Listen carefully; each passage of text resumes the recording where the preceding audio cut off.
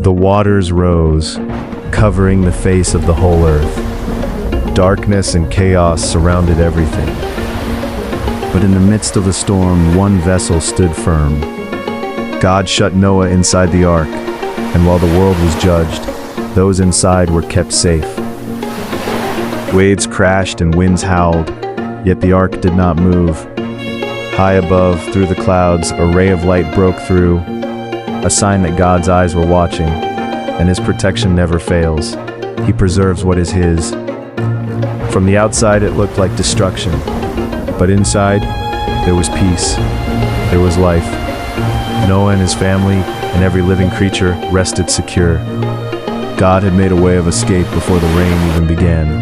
Then, the rain stopped, the waters receded, and when the sun rose, the ark rested high upon the mountains of Ararat.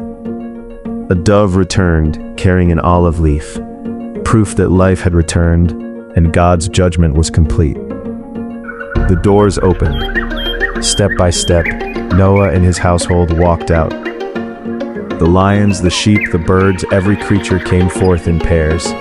The earth was washed clean, and God commanded them, "Be fruitful and multiply, and fill the earth once again." They built altars, pitched tents, and began again.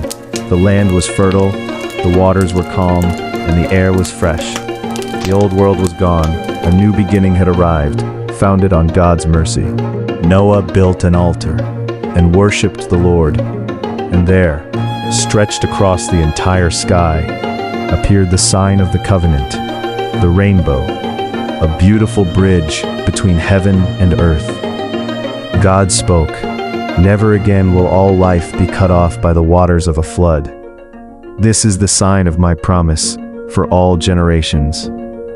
It shone in every color: red, orange, yellow, green, blue, violet, covering the horizon. It was not just light, it was God's faithfulness written in the sky. Peace had been restored between God and man. As the sun set, painting the sky in gold, the rainbow remained visible. Noah stood with hands raised, knowing one thing for sure: God remembers His promises. His mercy covers everything. As humanity grew, they journeyed to the plain of Shinar. They spoke one language, they had one purpose, and they were full of pride. "Come," they said, "let us make bricks and build a city and a tower that reaches to the heavens. Let us make a name for ourselves, lest we be scattered over the face of the earth." The city grew large. Markets opened, streets filled, and the tower rose higher, piercing the clouds. They were united, wealthy, and ambitious. They thought they could reach God on their own terms, to build their own way to heaven. Layer upon layer, they built upward. Like ants swarming, they worked without rest. Their goal was bold, to defy God and establish their own greatness. But what man builds in pride, God looks upon with wisdom. But God came down to see, and in one moment, their unity was broken. Confusion filled the air. Words they once understood became strange sounds. Friends could no longer speak to friends. The great work stopped forever. The tower remained unfinished, a monument to pride. God scattered them across the whole earth, just as He had commanded from the beginning. Some went north, some south, some east, some west. The city was left empty, and the people separated, each group going their own way, according to their new languages. They looked at one another, confused, and turned away. Great plans were ended. But through this scattering, God was preparing the stage for something greater. He was moving humanity toward His ultimate plan, to choose one man, and through him, bless all nations. Far away in the city of Haran lived a man named Abram. He was old, wise, and childless. But one evening, a light from heaven shone down, separating him from everyone else. God spoke, "Go from your country, your people, and your father's household to the land I will show you." Abram did not know where he was going. He did not know what lay ahead, but his face showed no fear, only faith.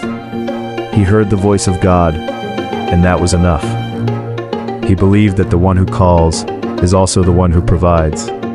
That night, God led him outside and said, "Look up at the sky and count the stars, if indeed you can count them. So shall your offspring be." It was an impossible promise for an old man and woman without children. But Abram believed the Lord, and he credited it to him as righteousness. So he went. He took his wife Sarai, his nephew Lot, all his servants, his flocks, and all his possessions. Leaving everything familiar behind, he traveled toward the land of Canaan. He walked by faith, not by sight, heading toward the mountains of promise. When he arrived, God spoke again. "Lift up your eyes and look from the place where you are. For all the land that you see, I will give to you and to your offspring forever." Abram built an altar there, calling on the name of the Lord. He was a stranger, but he was an heir.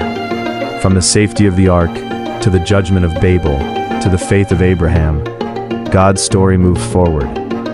He protects, he judges, he scatters, and he calls. And through it all, he is faithful, preparing a people, a land, and a blessing for all the families of the earth. For more videos and amazing Christian Bible stories, click on the subscribe button. Thank you. God bless you.